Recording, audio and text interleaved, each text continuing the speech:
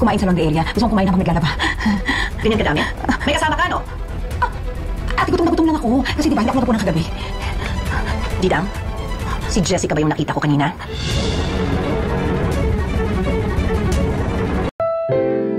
Ang susunod na programa ay rated PG.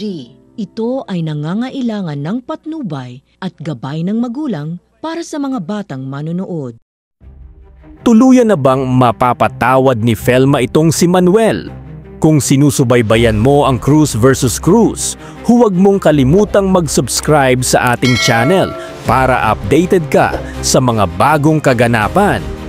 Matapos makita at malaman ni Felma na si Manuel ay nasa pamamahay niya matapos dalhin ito ni Colleen, natakot siya ng sobra dahil baka paalisin ito ng kanyang nanay.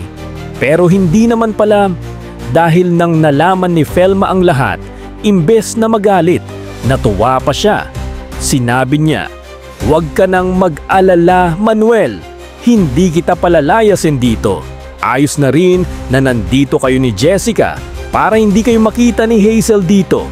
Hindi makapaniwala si Manuel sa kanyang narinig. Natuwa siya at agad na nagpasalamat kay Felma. "Salamat, Felma.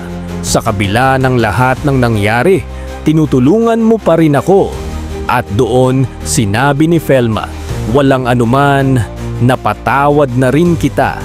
Ano kaya ang susunod na mangyayari sa kanila? Anong tingin nyo, mga B? I-comment na yan sa baba.